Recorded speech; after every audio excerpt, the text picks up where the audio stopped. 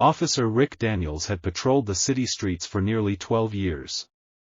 Known for his stern demeanor, slicked-back hair, and ever-present sunglasses, he carried himself like the law began and ended with him. He wasn't just confident, he was cocky. The kind of cop who would smirk as he handed you a ticket and say, "You can take it up with the court, but it won't help." He had friends in high places, and he made sure everyone knew it. Daniels had a habit of pushing the line, especially when it came to pulling over drivers who didn't look right to him. He didn't care about complaints, body cams, or internal affairs. In his mind, the badge wasn't just a symbol of service, it was a shield of invincibility. He'd arrested shop owners for interference when they asked too many questions, harassed teenagers for loitering, and once even detained a man for being disrespectful during a routine stop, but it wasn't just his power plays on the street. In the courtroom, he strutted like a peacock. Every time someone challenged his version of events, he'd grin and toss out a folder filled with evidence no one questioned. Until now, what Daniels didn't know was that he was about to make a critical mistake. One that would unravel everything. On a cloudy Thursday afternoon, he pulled over a sleek black sedan in a quiet neighborhood. The driver, a composed and sharply dressed black woman, didn't flinch when he barked orders. She simply handed over her license and asked, "Is there a problem, officer?" Daniels smirked. "We'll see in court." He said that he had no idea who he'd just messed with. The woman Daniels pulled over wasn't just calm, she was unbothered. Her voice was even, her hands steady, and her expression unreadable. Most people grew defensive, angry, or anxious when faced with Daniels' confrontational attitude, but not her. She sat like she'd been through worse, like she'd seen men like Daniels before, and wasn't impressed. Her name, as written on the ID, was Celeste Morgan. No middle name. No extra details. Just clean, sharp letters and a calm gaze that pierced right through Daniels. He noted her name half-heartedly, assuming she was just another professional type who thought they were too important to be pulled over. She'd rolled through a stop sign, he claimed, though there was no stop sign in sight. Daniels wrote her up anyway. He didn't like her tone. Too confident. Too sure of herself. As he handed her the citation, she accepted it without argument, then looked him dead in the eyes. "I'll see you in court, Officer Daniels," she said. Her voice was low but carried weight, like a warning wrapped in silk. Daniels laughed under his breath. Good luck with that. What he didn't know was that Celeste Morgan wasn't just any citizen. She wasn't just another case number or a name in a file. She had credentials that made grown men stutter, and connections that stretched all the way to the state capitol, but she wasn't going to call in favors. Not yet. Instead, she began taking notes the moment she drove away. She wrote down the time, the exact location, and every word Officer Daniels had said. She even took photos of the area, especially the lack of a stop sign where he claimed she'd broken the law. This wasn't going to be a court date. It was going to be a reckoning. Officer Daniels strutted into the courthouse like it was his personal stage. He wore his crispest uniform, polished his boots until they shone, and made sure his badge caught the light just right. To him, court was routine, just another stop on the way to flex his authority. He'd won dozens of these cases. What was one more? He didn't expect Celeste Morgan to actually show, but she did. She entered the courtroom wearing a sleek, dark navy suit, heels that clicked with authority, and a calm confidence that turned heads. Daniels noticed the way the bailiff nodded at her respectfully, and how the clerk seemed to stand a little straighter when she approached. It irked him, but he brushed it off. Probably one of those corporate lawyers, he muttered under his breath. The judge entered, and proceedings began. Daniels was called to testify first. He gave his usual polished speech, how the driver had rolled through a stop sign, how he approached the car respectfully, how the driver was slightly combative. Celeste never interrupted. She simply listened, hands folded neatly, her eyes never leaving him. Then it was her turn. She stood, walked to the front with deliberate ease, and began her questioning. "Officer Daniels, can you confirm there is no stop sign at the intersection where you claimed the infraction occurred?" Daniels hesitated. I believe there is. She pulled out photos. Time-stamped. Angle after angle. No stop sign in sight. The judge leaned forward. Daniel's jaw clenched. Are you aware, officer, that the citation form you filled out had the incorrect location and time? She laid out her evidence like a seasoned litigator. Calm. Focused. Ruthless. Daniels suddenly felt the courtroom shift. The smirk was gone from his face. The power dynamic had changed, and for the first time, he realized, he didn't control this room. Celeste did. A heavy silence fell over the courtroom as Celeste Morgan clicked her pen and leaned into the witness stand. Officer Daniels, she said, her voice unwavering, have you ever been reprimanded for misconduct on duty? Daniels blinked. That wasn't supposed to be part of a minor traffic dispute. Objection, his attorney barked, rising from his chair. Sustained, the judge ruled, but his tone was cautious now. He could sense something was shifting. Celeste didn't flinch. She nodded politely, then took a step back. Let me rephrase. Are you aware that Internal Affairs launched an inquiry into your conduct last year, regarding fabricated reports? Daniels froze. Whispers broke out in the courtroom. The judge raised an eyebrow. I'm not sure what that has to do with this case, Daniels muttered, the confidence from earlier draining fast. Celeste walked to her briefcase and retrieved a manila folder. Your Honor, I'd like to submit evidence obtained through a Freedom of Information Act request. Officer Daniels has a documented history of falsifying minor infractions, particularly targeting young women of color. The data, collected over a span of 18 months, reveals a disturbing pattern. The room shifted again, this time with weight. Every head turned to Daniels, who looked visibly rattled. The smugness had vanished. His fingers twitched. His badge didn't feel so shiny now. Your Honor, I also request this case be dismissed immediately, she continued, and for the court to consider investigating this officer for misconduct. The judge glanced down at the stack of evidence now before him, his brow furrowed. Daniels sat in stunned silence. He'd walked in thinking this would be over in minutes, but now, the courtroom didn't feel like his stage anymore. It felt like a trap, and he'd just stepped in it. The courtroom wasn't just quiet, it was electric. Every breath held. Officer Daniels could feel eyes boring into him, some wide with shock, others with suspicion. For the first time in his career, he wasn't the one asking the questions. He was the one being questioned. Celeste continued, her delivery precise, like a surgeon with a scalpel. Let me walk the court through a few of the cases Officer Daniels filed. Case number 1, a 22-year-old nursing student ticketed for reckless behavior while sitting in a parked car. No body cam footage was submitted, despite department policy. She placed a photo on the projector. A black woman in scrubs, visibly distraught, with Daniels looming in the background. Daniels flinched. That wasn't supposed to be seen. Case 2, Celeste said, sliding another file out.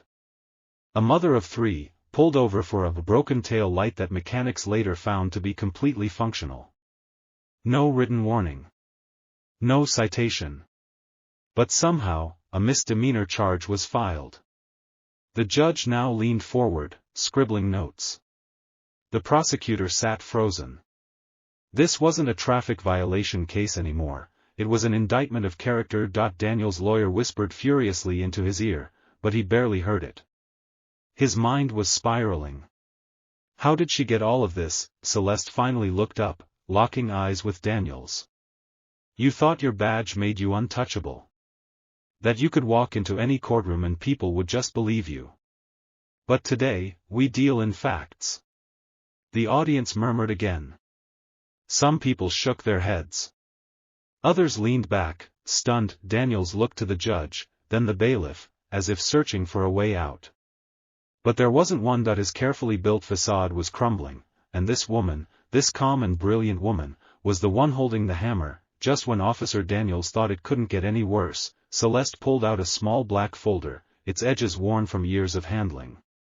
Your Honor, she said, this next file was anonymously slipped under my office door 3 days ago. No name. No return address. Just one note attached, he won't stop unless someone stops him. The entire courtroom shifted in its seat. She opened the folder slowly.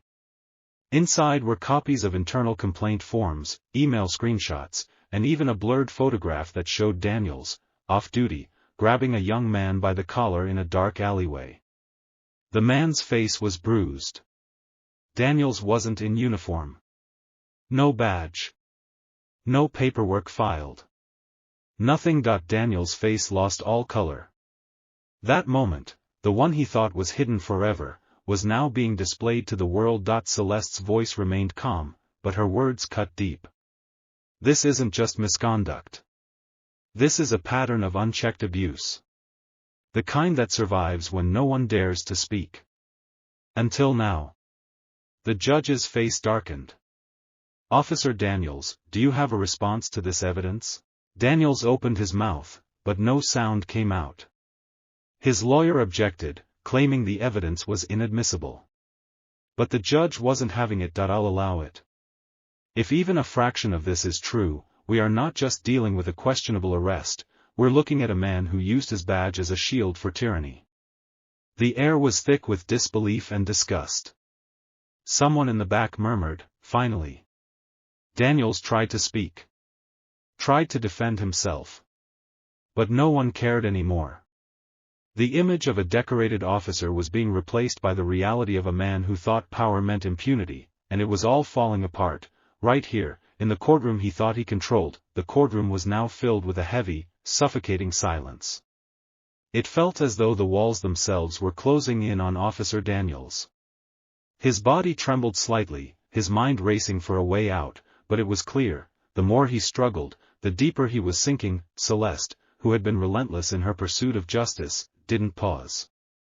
Her eyes never left Daniels as she continued to present evidence of his past actions, evidence that was not just damning, but irrefutable. She turned to the judge with a pointed look, signaling that the time for words was over. Your Honor, I have one final piece of evidence, she said, her voice firm. This is a video recording, taken from a nearby surveillance camera, from the night Daniels assaulted a suspect, unprovoked and outside the bounds of any reasonable action for a police officer. The video played on the large screen behind them. Officer Daniels, clearly identifiable even without his badge, could be seen standing in an alley, shoving a young man into the wall. The man didn't resist. He didn't fight back. He was simply a bystander, minding his business. The video showed Daniels slamming the man's head against the brick wall, his fury uncontrollable. The footage froze at the most violent moment. The silence in the courtroom deepened. People looked away, unable to stomach the brutality on display. But Celeste held her ground. You're not above the law, Officer Daniels, she said, her voice unwavering. This is who you really are. This is your truth. The judge, his gavel raised, looked down at the officer. The weight of the moment pressed down on Daniels, and for the first time, he realized just how deeply he had miscalculated. In the back of the courtroom, whispers spread like wildfire. The people who once respected Daniels, who trusted him to protect them, were now questioning everything they thought they knew about him. Was he the hero they believed him to be, or had he been hiding his true face the entire time? It was all unraveling now. The man who thought his badge made him untouchable was learning a harsh truth: no one is beyond accountability. Not even him. The air in the courtroom was thick with tension. Daniel sat there, his eyes downcast, unable to look anyone in the eye. His world was crumbling, piece by piece. The badge that once symbolized his authority and power now felt like an anchor, dragging him deeper into the abyss. Celeste had won the battle for justice, but it wasn't just about the case anymore. It was about something much bigger: the truth, the integrity of the system, and the people who had suffered under the weight of officers like Daniels. His reputation, built over years of service, was now in tatters. But it wasn't just his reputation that was at risk. His career, his livelihood, and his freedom were all hanging in the balance. The judge, after reviewing the evidence and hearing Celeste's closing argument, took a long pause. The courtroom was dead silent, the only sound the soft ticking of the clock on the wall. Daniels could feel his heart pounding in his chest. The truth was out now. There was no going back. The judge finally spoke, his voice firm but impartial. Officer Daniels, I've heard enough.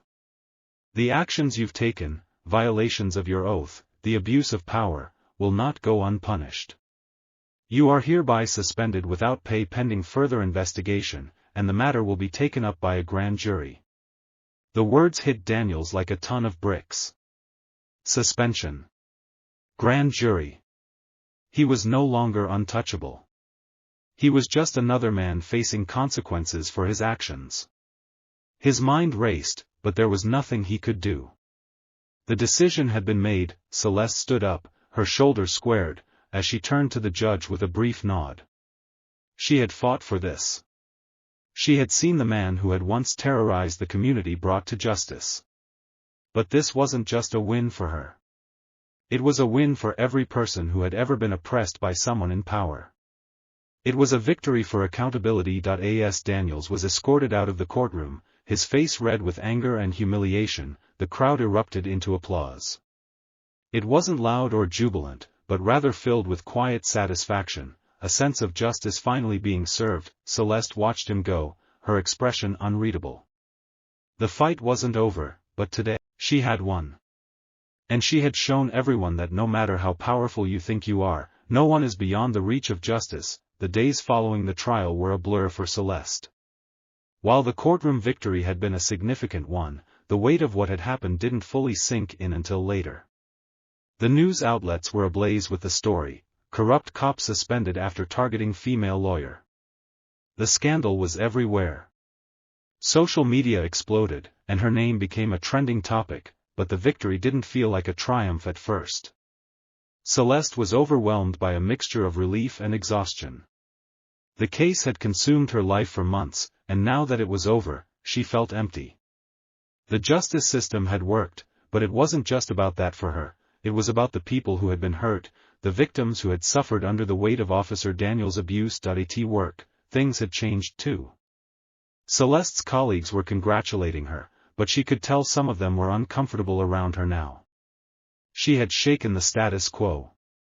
Her victory had exposed the flaws in the system that they all thought were untouchable. Some saw it as an inspiring story, a lesson in perseverance. Others saw it as a threat to the balance they had long taken for granted.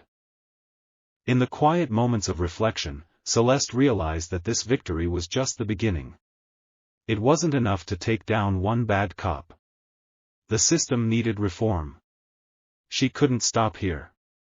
The real work had only just begun, but despite her own internal struggles, there was a sense of pride. The fight had been tough, but it had been worth it. She had stood up to corruption, and she had won.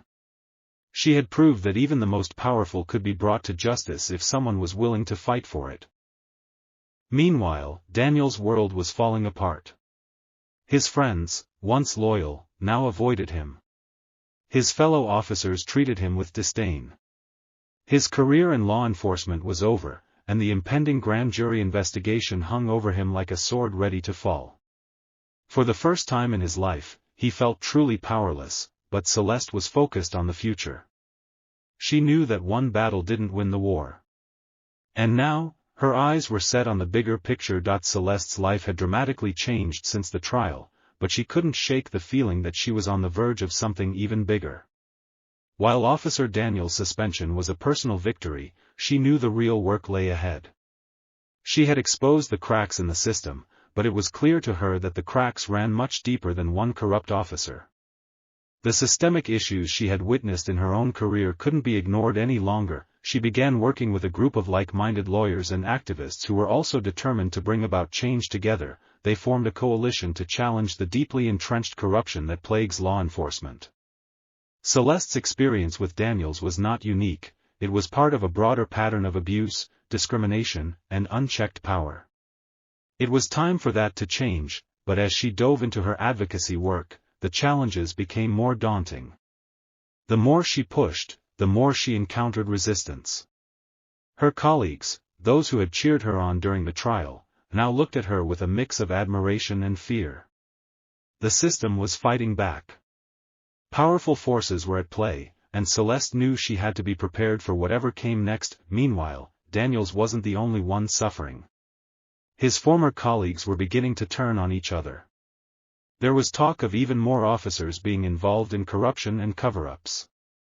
It wasn't just Daniels who had to answer for his actions, it was a whole network of individuals who had enabled him.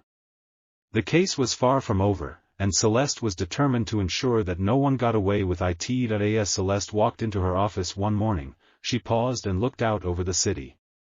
The sun was shining, and for the first time in weeks, she felt a sense of calm. There was still so much work to be done, but Celeste now had something that she hadn't fully understood before, the power to change the system. She knew that as long as she kept fighting, justice could prevail. With renewed strength, she took a deep breath, ready for the battles ahead. As Celeste takes on the challenge of confronting systemic corruption, her journey serves as a reminder that one person, armed with the truth and the will to fight, can create monumental change.